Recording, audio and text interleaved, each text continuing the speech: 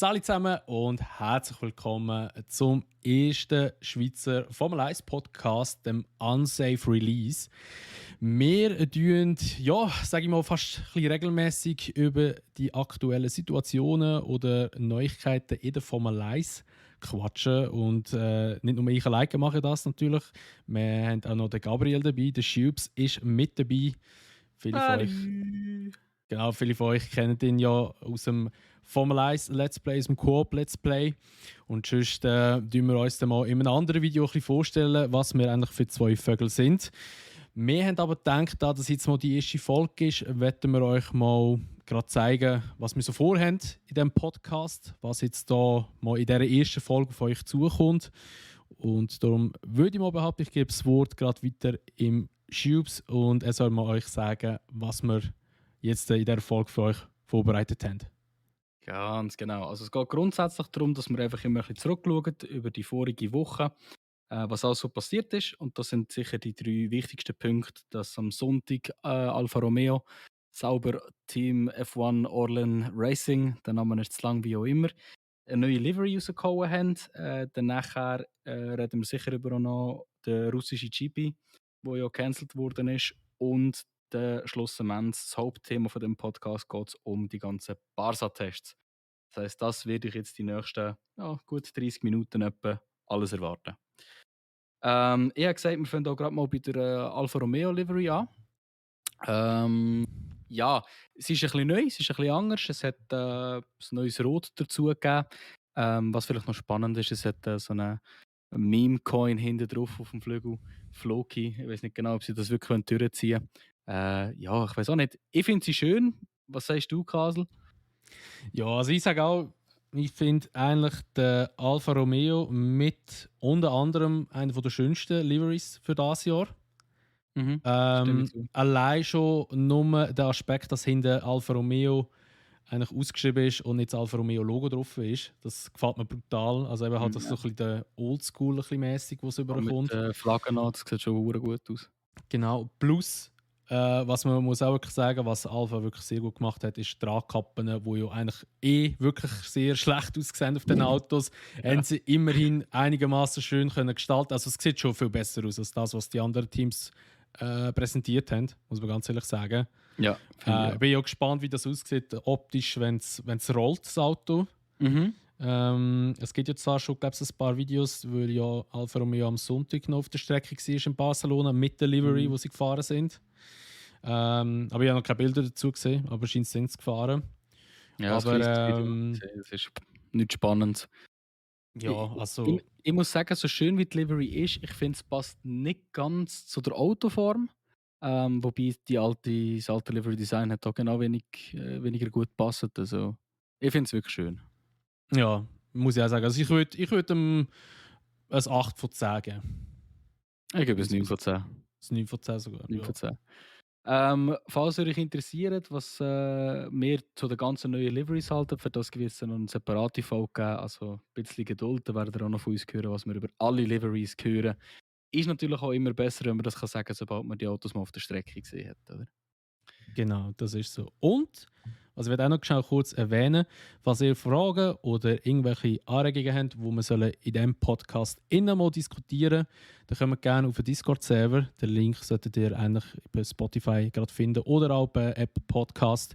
Und die könnt ihr reinjoinen. Da gibt es dort einen Textkanal, der Unsafe Release Podcast heisst. Die könnt ihr gerne ein Thema reinschreiben, was wir mal besprechen sollen. Wir nehmen es gerne rein in den Podcast. Wir möchten euch gerne auch ein bisschen mitnehmen in die Podcast-Geschichte rein und würde uns sicher freuen, wenn ihr dort mal etwas reinschreiben würdet. Ich würde sagen, Alfa Romeo Livery können wir beenden. Ja, soweit Gut. schon, ja. Dann kommen wir zu einem kleinen, traurigeren Thema. Also traurig.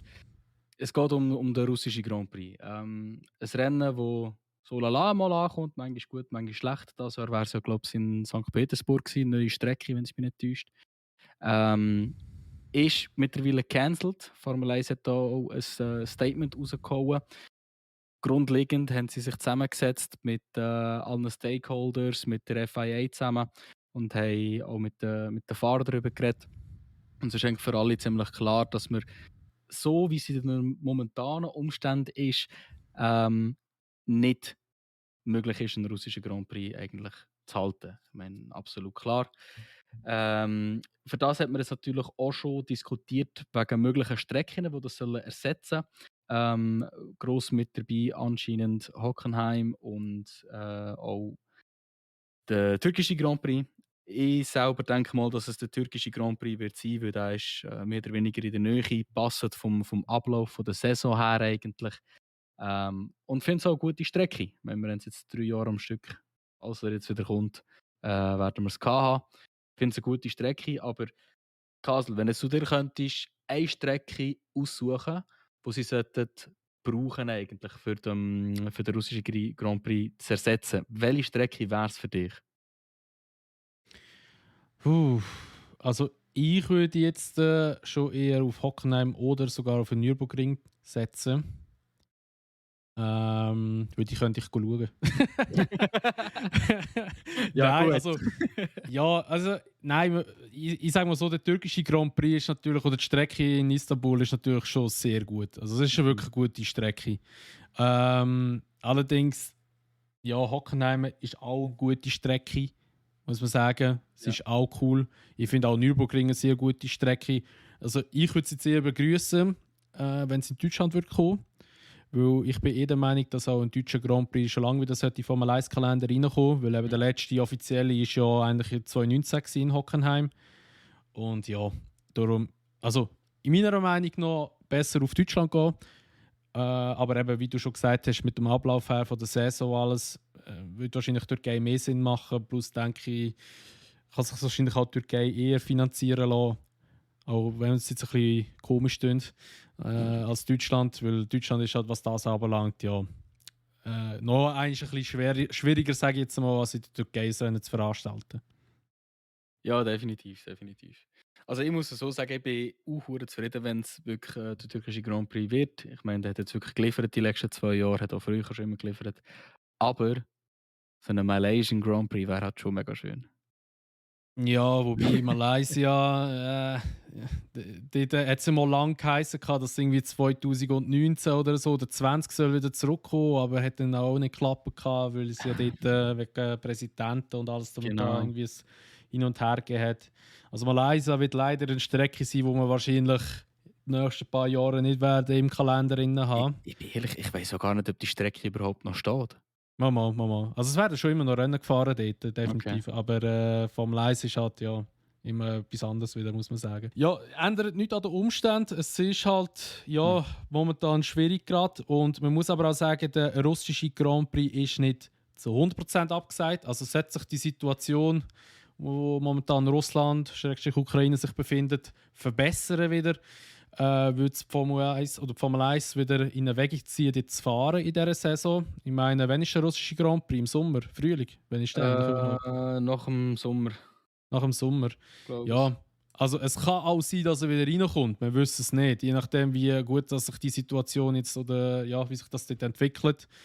Aber wie gesagt, alternative Strecken, Türkei oder Hockenheim oder Nürburgring wären noch cool in meinen Augen. Why not? Also wäre ich offen dafür, definitiv. Ja. Ja, ich bin noch gespannt. Also anscheinend hat das ukrainische die Regierung angeordnet in der FIA, sie sollen alle russischen äh, äh, äh, also beziehungsweise auch Mazepin dürfte nicht mehr fahren etc. Aber wie viel da dahinter steckt, weiß ich nicht. Ja, das habe ich heute auch noch gelesen. Ja, Jedoch wird das aber auch nicht nur den Mazepin betreffen, auch den Schwarzmann wird es betreffen zum Beispiel. genau. Und Also noch es ganz würden viele eigentlich Sponsoren, viele Kaspersky Fahrer, etc. genau, es würde ja auch wirklich viele Fahrer betreffen, die gar nicht eigentlich, also ja, ich meine, der Mazepin hat ja auch nichts damit zu tun, wenn man es ernst Ja, nimmt. ist Also so. ich kann nichts dafür. Aber es wäre halt auch bitter, wenn es die jetzt irgendwie würden bestrafen für etwas, was sie nicht dafür können. Ja, also das ist einmal so ein bisschen, so, sagen wir mehr ein Gerücht, wo man geht, als wirklich eine News eigentlich. Ganz genau. Ja. Noch geschwind, ich bin schnell fact-checken. Der russische Grand Prix wäre 2023 angeplant gewesen im Igora Drive, also absolut Stockholm, ja rechts. moin. Stockholm. Es wäre in Sochi gewesen, das Jahr. Ja, Sochi, okay. Gut. Okay. Ja, in diesem Sinne, ich würde sagen, wir gehen über zum nächsten Thema, Barca-Tests, die da noch ja gsi sind. Ich weiß gar nicht, wie stark hast du verfolgt, die 3 Tage? Ja, ich schon noch relativ stark eigentlich. Also ich weiß, du hast da die ganzen Tech-Folgen noch geschaut, die habe ich Mhm. nicht geschaut. Ich hatte einfach nur so Zusammenfassung an geschaut, weil ja doch an so etwas durchgegangen ist und hat einfach diverse Printmedien habe ich halt einfach ein bisschen verfolgt im Live-Ticker und so. Ja, also ich habe schon recht viel mitbekommen. Ja, also ich habe dort durch sehr viele Livestreams geschaut, von WTF 1 beispielsweise, wo mit der Race zusammen geschafft haben. Die haben eben einen an der Strecke. Und das war noch spannend gewesen, so zum Zulassen, weil da hast du jemanden gehabt, der direkt auf der Strecke eigentlich dir gesagt hat, was passiert. Und ja, was soll man sagen? Es sind eigentlich relativ 3 gute Tage gewesen. Für ein paar Teams besser als für andere.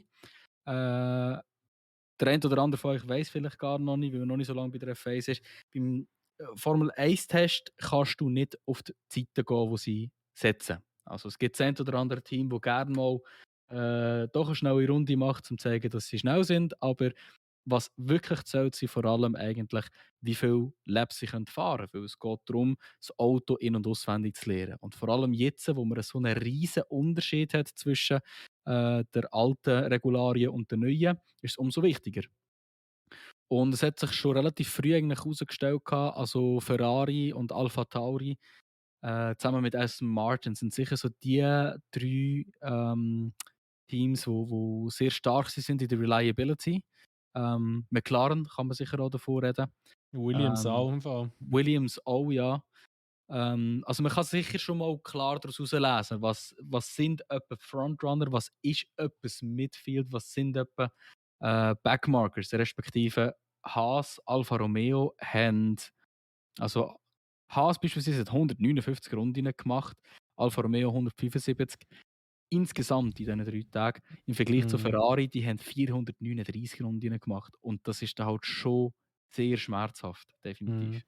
Ja, also ich habe da noch Zahlen für die Fahrer oder wie viele Runden die Fahrer gefahren sind. Also jetzt eben gerade, wenn wir schon beim Thema Haas und Alfa Romeo sind, kannst du mal schon kurz durchgehen. Und zwar der Mick Schumacher ist 89 Runden gefahren, auf diesen 3 Tage verteilt. Der Mazepin 71 Runden meine ich. Und ja, bei Alfa Romeo ist der Guang Yu Zhou ist am meisten Runden gefahren mit 112 Runden, ja. Und der Bottas ist nur 54 Runden gefahren. Auf 3 Tage. Ja, der Der hat wirklich verwünscht. Hey. am zweitwenigsten Runden gefahren. Der Kubica ist ja auch noch gefahren. 9 Runden. Der ist ja, glaube ich, wann ist das? Mittwochmorgen ist er gefahren. Und dann haben sie schon das Ja, Problem ganz am gehabt. Morgen früh, ja. 9 Runden. Genau, Ja. also sehr, sehr bitter. Alfa Romeo hat zwar in einem Interview noch gesagt, dass die Probleme, die sie haben, sie wissen, was das für Probleme sind und sie können die beheben für auf Bahrain. Sind wir mal gespannt. Mhm. Bei Haas ist es ja meistens immer, glaube ich, das Öldruck und Ja, dann sehr viel Benzinpumpe, mit dem wo gehabt, es immer ja. ein bisschen gespuckt hat. Es ist halt einfach noch interessant, dass das ja eigentlich Ferrari-Kundenteams sind und Ferrari selber hat ja eigentlich motortechnisch gar nie etwas gehabt. Mhm. Und Öldruck, ich weiß nicht, ob Öldruckpumpe alles, ob das auch von Ferrari kommt. Ich nehme es jetzt an, gehört in meinen Augen zum Motor zusammen. Mhm. Aber kann natürlich auch sein, dass das natürlich komplett anders eingebaut wurde ist bei Haas oder bei Alfa Ja, Romeo also als jetzt bei Ferrari. ich kann ja gerade sagen, bei Haas ist es so, die haben ein anderes oder machen ihr ein eigenes Gearbox-System und wenn es mich richtig täuscht, wenn ich es richtig in Erinnerung habe, haben sie auch eine andere Suspension. Was ist Suspension auf Deutsch? Fahrwerk hinten oder Fahr Aufhängung hinten, ja. Aufhängig, genau richtig. Und ja, das kann in meinen Augen definitiv auch zusammenhängen, gell? Wenn sie noch viel ihre eigenen Teile machen wollen, dass es dann vielleicht nicht immer ganz passt. Ja, Ähm, eines der grössten Probleme, das sich durch das ganze Testing durchgezogen hat, ist ja das sogenannte Porpoising, ja. was auch immer. Also viel Printmedien haben es Bouncing gesagt. Bouncing. Ja, Ja, ich weiß nicht, was besser oder schlechter ist. ja. Grundsätzlich geht es darum, mit den neuen Downforce-Autos ist es so, es wird ja schnell, oder die Luft wird eigentlich unten durch beschleunigt, es gibt Druck, das zieht das Auto gegen den Boden. Wenn das Auto zu fest gegen den Boden zugeht, schlägt das Auto am Boden an. Vor allem natürlich gerade in Barcelona, ältere Strecke, jetzt immer wieder Bodenwellen. Und sobald halt das Auto anschlägt, schießt die Federung eigentlich das Auto wieder hoch. Downforce zieht das Auto wieder ab, es kumpelt wieder auf, wenn es wieder ankommt. Oder? Also ich kann euch vorstellen, die Autos kumpen nachher ein bisschen umeinander. Das ist vor allem auf der Geraden und es ist vor allem nur, wenn das DRS zu ist. Das heisst, weil das Heck quasi zu viel Downforce hat. Jetzt gibt es natürlich verschiedene Lösungen. Man kann zum Teil Stückchen rausschneiden aus den Sideboards und aus dem Floor raus. Bedeutet aber auch, dass sie weniger Downforce haben. Und jetzt ist natürlich die Schwierigkeit dort für Teams, das herauszufinden. Oder? Welches ist die richtige Variante? Was ich am spannendsten gefunden habe, ist Williams ihre Lösung. Die haben das nämlich schon von vornherein eigentlich antizipiert und haben bei den Sidepods, eigentlich dort bei den Cooling Inlets, einfach nochmal ein zweites Loch für gegen raus da. Wie das genau technisch funktioniert, verstehe ich nicht. Aber grob gesagt, die haben ein Loch in ihrem Body drinnen und haben wegen dem relativ viel weniger Purposing-Probleme als die anderen Teams. Sehr gescheite Scheiben. Sehr gescheite Also, Scheiben. ja, also es gibt ein Bild, ich glaube, es ist auch auf Instagram, aber ich weiß jetzt nicht wo. Es gibt aber ein Bild, das habe ich gesehen. Eben, ob es etwas bringt, keine Ahnung. Kann ich jetzt auch so aus dem Schiff raus nicht sagen, aber ich denke, die werden schon ein bisschen Grips haben und werden das wahrscheinlich, ja, wird schon seinen Grund haben, dass die Löcher dort sind. Wieso dass es gerade Williams ist, was es gemerkt hat, ist so das andere, was ich mich frage, dass so nicht irgendwie ein Top-Team auf die Idee gekommen ist. Ja, ist schon spannend. Also, ihre eigene Windtunnel haben, vielleicht genau wegen dem. Ja, vielleicht eben genau wegen dem, wer weiß. Jedenfalls, ja, es sind auch schon ein bisschen Gerüchte umgegangen. Was ist, es hat ja ein hydraulisches Fahrwerk, ist schon, glaube ich, mal drin gewesen letztes Jahr, oder bin ich falsch? Bei dem 21er Modell, wo sie auch jetzt rausgenommen haben, oder was ist das gewesen? Ja, also es geht ums hydraulische Fahrwerk. Ich weiß nicht, wenn es zuletzt. Ich habe gemerkt, das ist doch gar nicht mehr zurückgekommen. Seit der Ayrton Senna. Nein, es ist ja, sie haben ja etwas letztes Jahr noch drin gehabt, wo sie ja jetzt rausgenommen haben. Also es geht eigentlich schon darum, dass sie wieder das hydraulisches Fahrwerk eigentlich einbauen wollen, um das zu Ist es mitigieren. wegen dem gewesen? Bin mir nicht mehr ganz sicher. Das, ja. Ja, aber jedenfalls hat es eben geheißen, dass sie sich am überlegen sind, dass man das vielleicht reinnimmt, um eben genau das Problem eigentlich zu beheben. Aber bis jetzt ist eigentlich ein bisschen um das Gerücht herum recht wenig noch umgegangen. Also es ist recht ruhig geworden, sagen wir es mal so. Genau.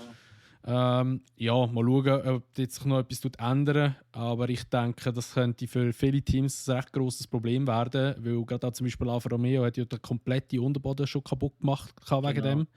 Andere Teams auch. Plus, was eben auch noch ein riesiges Thema ist, wenn ich gerade so das Thema wechseln darf, ist das Mindestgewicht. Da sind viele auch noch am struggeln. Ich glaube, das einzige Team, das es mittlerweile drin hat, ist auch Williams oder Haas, irgendwie so ein Team. Ein kleineres Team. Von den Top-Teams sind alle ein bisschen am struggeln. Man munkelt ja auch, dass man das Mindestgewicht anheben soll. Ja, also wir sehen, die ersten Testtage sind durch, die ersten drei. 3 weitere kommen ja noch in Bahrain. Genau. Und sind alle ein bisschen am struggeln. Und ja, ich weiß nicht, ob du es schon erwähnt hast, aber ich glaube, du hast schon gesagt, eben auf die Rundenzeiten, auf die kann man sich effektiv nicht verlassen. Das ist aber schon immer so gewesen bei diesen ganzen Wintertests, weil die Teams fahren so viele verschiedene Programme, um zu schauen, wie verhält sich das Auto in dieser Situation, so. Darum hat man auch die Strecke komplett noch nass gemacht, um zu schauen, wie fährt das Auto dann. Und nochmal, weil jetzt der Lando Norris am ersten Testtag eine Schnellrunde gemacht hat, am zweiten Testtag war es, glaube ich, der Leclerc gewesen, oder der Sainz. Leclerc war. Am dritten Tag war es ja der Hamilton gewesen. Das muss nichts heißen. Das muss effektiv nichts heißen. Also, ich denke, die Zeiten, die wir mit dem arbeiten können, werden wir wahrscheinlich dann mal in Bahrain ein bisschen sehen. Ich denke, dort werden wir eher mal ein bisschen an die Zeiten, Vor allem am dritten Tag sicher, ja, die werden wir eher Zeiten sehen, wo uns jemand können sagen, wie schnell ist Mercedes, Red Bull, wer auch immer. Also, es ist sicher spannend, was alles noch kommt. Das definitiv. Also, wie gesagt, die Zeiten sind halt wirklich nicht ganz so wichtig für die, was interessiert. Doch noch ganz kurz zum Sagen, wir haben die absolut schnellste Zeit mit der 1:19:1. Das ist auch das, was generell in den Tag etwa so ein bisschen die schnellste Rennzeit war. 1 Minute 19. Für die, was interessiert, die allerschnellste Barca-Runde ist 1 Minute 18. irgendetwas gewesen, letztes Jahr. So. Das heisst, die Autos sind schon relativ nah dran eigentlich wieder an dem Speed, den wir vorher hatten. Wir hätten ja erwartet, dass sie da 2-3 Sekunden werden runtergehen, von der Gesamtzeiten her. Aber sie sind nicht viel langsamer geworden und werden wahrscheinlich schon Ende dieses Jahr wieder gleich schnell sein wie die alten Autos. Was ich noch cool finde. Wenn wir jetzt die ganzen Sachen jetzt mal so ein bisschen, wir haben eine Revue passiert, wir haben jetzt eine Woche durch, wir haben gesehen, wie die Teams gefahren sind. Wer ist in deinen Augen Top-Kandidat für das Jahr? Wer sieht für dich am stabilsten aus? Ja, eben, wie gesagt, es ist natürlich auch schwierig, jetzt schon, sage jetzt mal, irgendwie all-in auf eine Karte gehen oder auf ein Team gehen. Weil eben, es sind die ersten Testtage. Ich würde mich da eigentlich noch eher ein bisschen zurückhalten, muss ich ganz ehrlich sagen. Aber wenn ich mich müsste entscheiden, würde ich. Also allein von der Zuverlässigkeit her muss ich halt schon ganz klar sagen, wird es schon eher Ferrari sein. Ferrari hat mich überrascht. Also ich habe zwar letztes Jahr schon immer gesagt, ich glaube, Ferrari wird stark sein dieses Jahr, aber dass sie bei den Wintertests gerade so viele Runden fahren können, hat mich dann doch schon ein bisschen überrascht. Also die haben eigentlich, glaube ich, nie irgendwie einen technischen Defekt gehabt, kann das sein? Oder mechanisch irgendetwas? Nein, gar nicht. Gar nicht gehabt, gell? Ich meine, Red Bull hat getrieben gehabt, McLaren ist auch eine stehen geblieben, das weiß ich. Mercedes ist, glaube ich, auch nichts gewesen, aber die sind nicht so viele Runden gefahren. Ja, das sind nicht, die haben 393 Runden. Die haben am zweitmeisten. Zweitmeisten, aber die haben nicht, wie soll ich sagen, also ja, halt nicht am meisten Runde, aber sie haben auch keine Fehler gehabt in dem Sinne. Also, gar nicht. Also Ferrari hat spannend. extrem Probleme gehabt mit dem Bouncing, mit dem Purposing, das weiß ich, aber that's it. Ja, aber das haben die andere Teams auch gehabt. Also von dem her, ja, ich bin gespannt. Ich meine, schlussendlich muss man jetzt eben auch noch sagen, es ist halt auch Barcelona gsi, heisst, wir haben auch komplett andere Temperaturen auch dort unten und andere Streckentemperaturen gehabt. Ich bin gespannt, wie das Auto auch dann in Bahrain wird fahren, wo es dann einfach mal brutal heiß wird sein. Ja, genau. Wie gut die Kühlung funktioniert mit so kleinen Sidepods mittlerweile. Also Bahrain wird auch echt spannend. Also ich bin auch extrem gespannt auf Mexiko mit wegen der Luftdings, wo ja viel höher oben ist ja die Luft, wie sagt man, Sauerstoffdicker, Luftdicker, was auch immer. Also die Luft ist auch dünner, das sagt man ja immer. Genau. Also dort bin ich auch extrem gespannt, wie sich das dort wird entwickeln. Ja, aber sonst eigentlich muss man wirklich sagen, sind die Barca-Tests verhältnismäßig ruhig gewesen. Es hat einen einzigen Ausfall gegeben von Pierre Gasly noch. Der ist noch in die Wand hineingedonnert, aber auch nicht so fest. Aber es hat nicht mehr gelangt, um das Auto zu reparieren.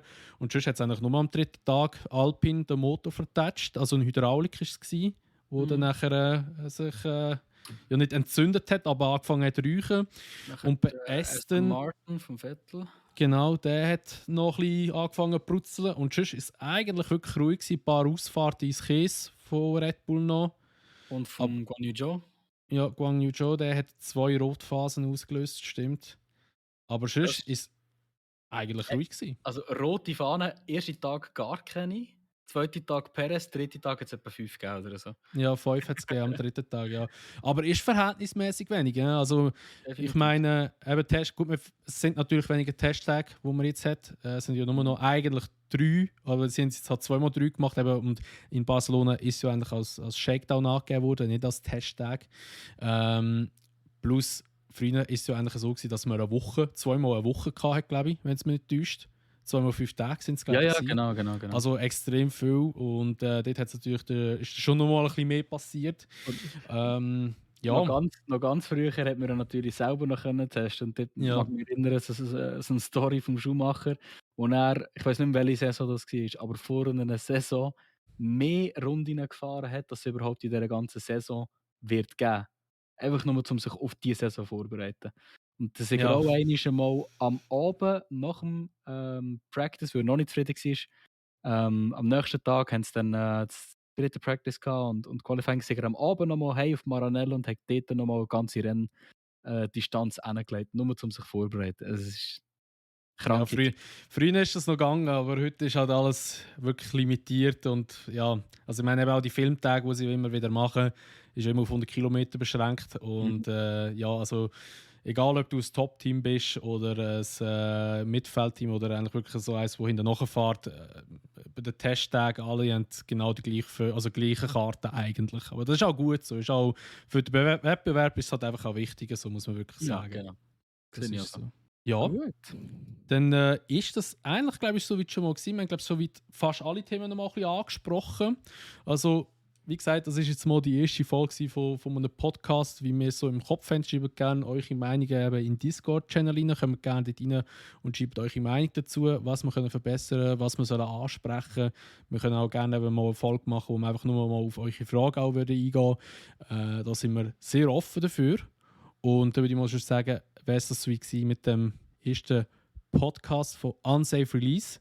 Wir hoffen natürlich, euch hat der Podcast gefallen. Und ja, da würden wir uns natürlich auch freuen, wenn ihr beim nächsten Part wieder dabei seid, dann, wo, ja, sagen wir mal, in den nächsten paar Wochen wird rauskommen. Also wir werden sicher nicht irgendwie einen täglichen Podcast machen oder je nachdem versuchen wir vielleicht einen wöchentlichen zu machen. Aber wir schauen natürlich auch zuerst mal, wie das bei euch danach kommt.